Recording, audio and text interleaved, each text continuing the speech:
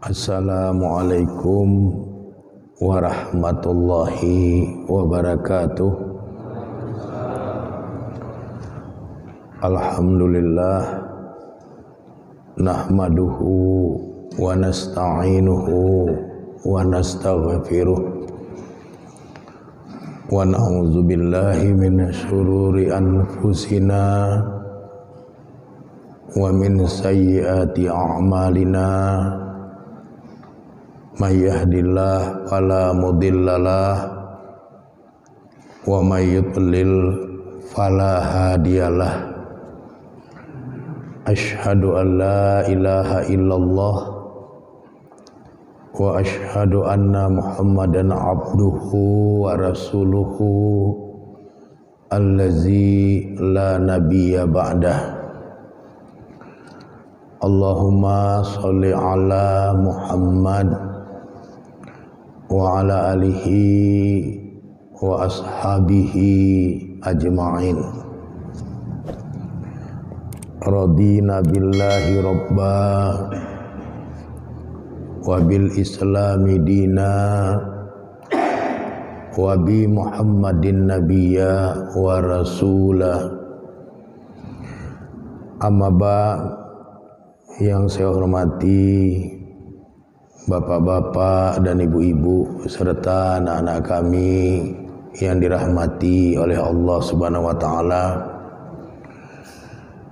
Puji dan syukur kita sampaikan kehadirat Allah Subhanahu wa taala yang telah mengeluarkan kita dari pola-pola kehidupan yang serba jahiliyah kepada pola kehidupan Islamiyah di bawah ridha dan hidayah Allah Subhanahu wa taala. Mudah-mudahan kita bisa menjaga dan memelihara pola-pola kehidupan Islamiyah itu sehingga kita selalu mendapatkan anugerah keselamatan baik pada saat kita masih hidup di alam dunia ini maupun kelak di dalam kehidupan alam akhirat. Selanjutnya salawat beriring salam tidak henti-hentinya kita mohonkan kepada Allah Subhanahu wa taala agar tercurahkan kepada Rasulnya Nabi Muhammad sallallahu alaihi wasallam beserta keluarga, para sahabat dan semua pengikut beliau yang setia hingga tegaknya hari berbangkit kelak. Materi pengajian kita pada malam hari ini berjudul Nadamah ba'dal maut.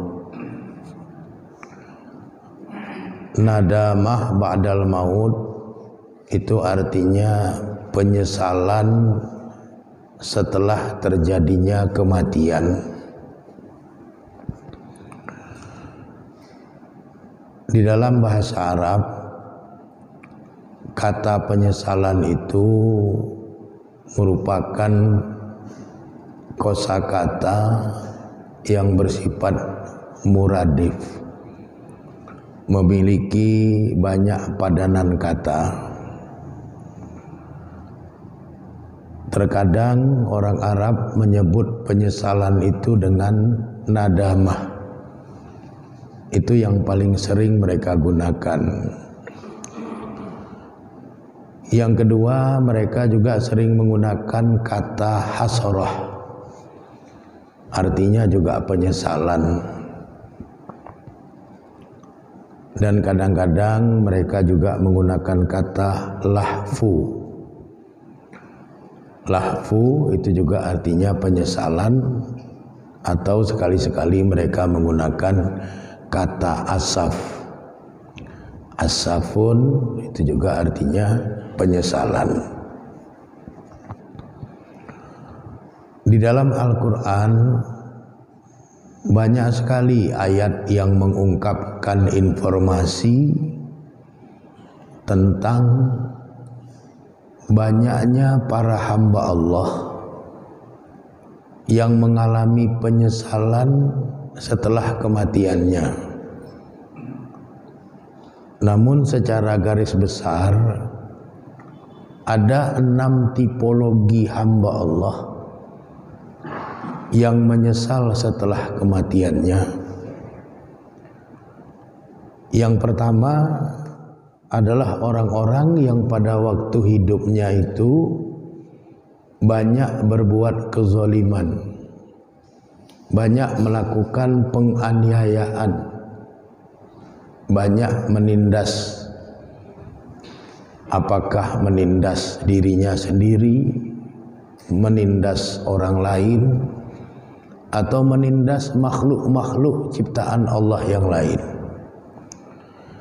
Hamba-hamba Allah yang seperti ini adalah hamba-hamba Allah yang pertama kali menyesal setelah kematiannya. Sebagaimana yang Allah firmankan di dalam surat Al-Furqan ayat yang ke-27. A'udzu billahi minasyaitonir rajim. Bismillahirrahmanirrahim. Wa yauma ya'udzu zalimu ala yadayhi. Dan ingatlah pada suatu hari di mana orang-orang yang zalim itu menggigit dua jarinya seraya menyesali perbuatan-perbuatan zalim yang telah dia lakukan pada waktu dia hidup di dunia. Yaqulu, orang-orang yang zalim itu mengatakan setelah dia meninggal dunia, ya laitani takhaztu ma'a rasuli sabila. Alangkah celakanya lah aku, wahai sekiranya dahulu aku mengambil jalan bersama dengan jalan yang diambil oleh Rasul.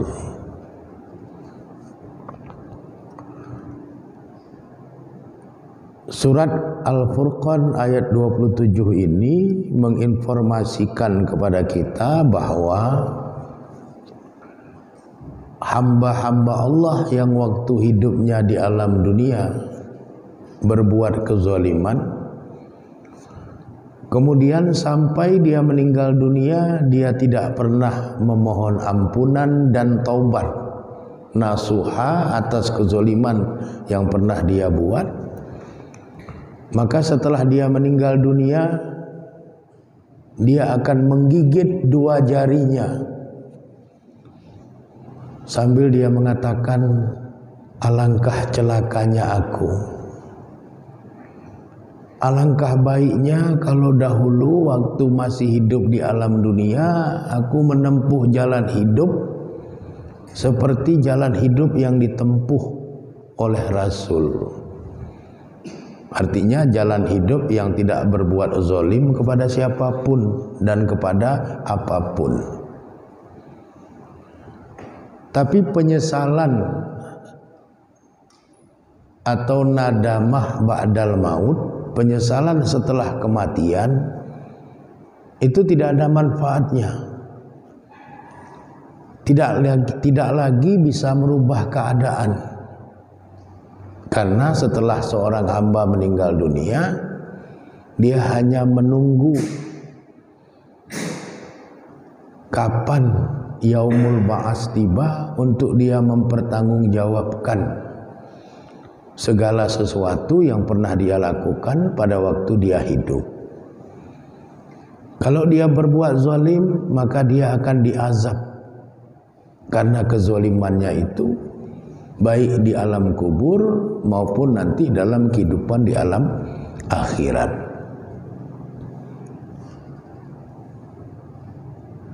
Dengan demikian maka orang-orang yang berbuat zalim menjadi orang pertama yang menyesali kezolimannya setelah dia meninggal dunia. Oleh karenanya hati-hatilah kita di dalam menjalani hidup ini. Jangan sampai kita berbuat zalim. Apakah pada diri kita sendiri, pada keluarga kita, pada orang lain, atau pada makhluk-makhluk ciptaan Allah yang lain. Jangan berbuat zalim pada hewan, jangan berbuat zalim pada tumbuhan, jangan berbuat zalim kepada lingkungan. Karena siapapun yang berbuat zalim, maka dia akan menjadi orang pertama yang menyesal setelah kematiannya, karena dia akan dihukum dan mempertanggungjawabkan semua kezalimannya itu. Kemudian orang kedua yang menyesal setelah kematiannya adalah orang-orang yang salah dalam memilih sahabat, salah dalam memilih teman, salah dalam memilih orang-orang yang dikasihi. Karena kalau dia memilih sahabat orang baik, maka dia pun akan terpengaruh untuk menjadi orang baik. Kalau dia memilih sahabat yang buruk, maka dia pun akan terpengaruh dengan perbuatan-perbuatan buruk sahabatnya itu. Allah mengungkapkan bahwa hambanya yang kedua yang menyesal setelah kematian adalah hamba-hambanya yang salah dalam memilih teman, salah dalam memilih kawan. Sebagaimana yang Allah firmankan di dalam surat Al-Furqan ayat berikutnya, yaitu ayat yang ke-28. Ya wailana laitani lam atakhuz fulanan khalila. Aduh, alangkah celakanya lah aku. Kalaulah sekiranya dahulu waktu hidup di dunia aku tidak menjadikan si fulan itu sebagai teman akrabku, maka tidak beginilah nasibku. Jadi ada keluhan, ada penyesalan bagi seorang hamba setelah dia meninggal dunia, gara-gara dia salah dalam memilih kawan waktu dia hidup di dunia. Salah dia dalam memilih orang-orang yang dia kasihi, sehingga timbullah penyesalannya akibat buruk dari perbuatan kawannya yang kemudian dia terpengaruh, akhirnya juga dia banyak berbuat buruk. Semua keburukan itu nyata, harus dia pertanggungjawabkan, harus dia rasakan akibatnya setelah kematiannya. Sehingga dia mengatakan, ya wailana laitani, aduh alangkah celakanya lah diriku.